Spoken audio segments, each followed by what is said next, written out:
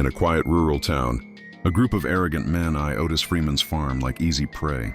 An old, heavy-set black man they dismiss as weak and slow. They don't know he's a retired Navy SEAL, a warrior shaped by decades of elite training and unshakable discipline. Beneath Otis's calm exterior lies a lifetime of strength and strategy. As threats escalate and violence looms, these men underestimate the fierce protector guarding his family's legacy. What starts as a land dispute soon ignites into a high-stakes battle for justice, forcing Otis to fight not just for his farm, but for his very survival.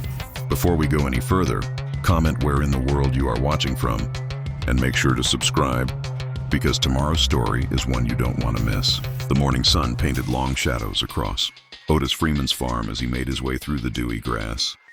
His weathered overalls stretched across his broad frame, and despite his size, he moved with a deliberate grace that spoke of hidden strength. The wooden fence posts needed mending in places, and the old red barn's paint had begun to peel. But there was pride in how he maintained every inch of his family's land. Otis carried 2 heavy feed buckets, one in each hand, his thick fingers wrapped firmly around the metal handles. The chickens recognized his approaching footsteps and rushed to greet him, clucking excitedly around his boots. He scattered the feed and practiced arcs, watching as the birds pecked eagerly at their breakfast.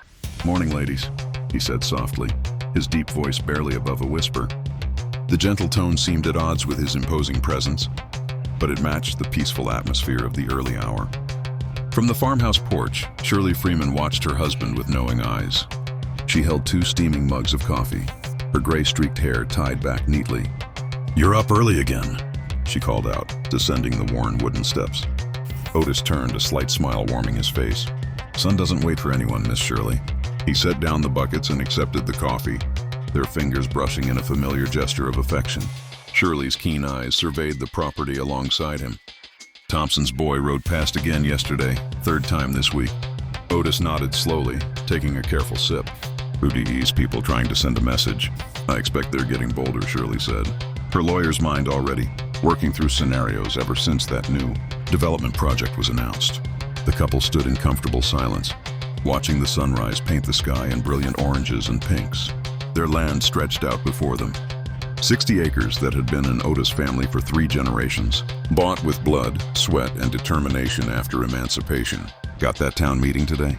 Otis reminded her, moving toward the barn where the horses waited. Shirley followed, her presence steady and supportive. Inside the barn, Otis began measuring out oats for the horses. His movements were methodical,